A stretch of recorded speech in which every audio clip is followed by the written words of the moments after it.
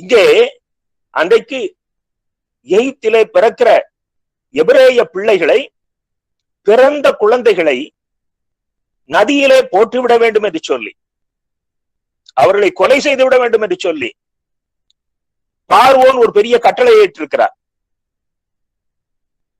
அந்த கட்டளையின்படி மோசையினுடைய தாயார் அவரை ஒரு நாணல் பெட்டியிலே வைத்து நைல் நதியிலே போட்டு விடுகிறார்கள்.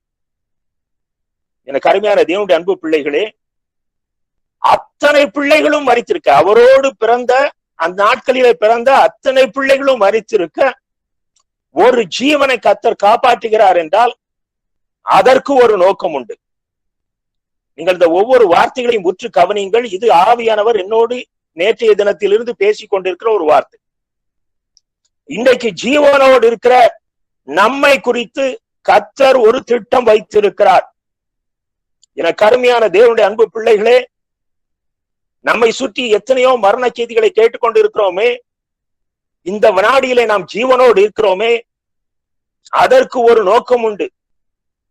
உங்களுடைய இருதயத்தை இன்னமும் உலக காரியங்கள் ஆக்கிரமித்திருக்கும் என்று சொன்னால், நீங்கள் இன்னமும் பிசாசினுடைய ஆளுகைக்குள் இருக்கிறீர்கள் என்று பொருள். நாம் தேவனுடைய ஆளுகைக்குள் அர்ப்பணிக்கப்பட்டவர்களாக இருப்போம் என்று சொன்னால், இன்றைக்கு அந்த சிந்தனை மாற வேண்டும். இன்றைக்கு நான் ஜீவனோடு இருப்பதற்கு ஒரு நோக்கம் உண்டு. அத்தனை குழந்தைகளும் மரித்திருக்க அந்த மோசே காப்பாற்றப்பட்டதற்கு ஒரு நோக்கம் இருந்தது. ஏன் என்று சொன்னால், இந்த அடிமைத்தனத்தில் இருக்கிற எஞ்சனங்களை மீட்டு வழி நடத்துவதற்கு தாயின் கற்பத்தில் தெரிந்தெடுக்கப்பட்ட பாத்திரம் தான் மோசே.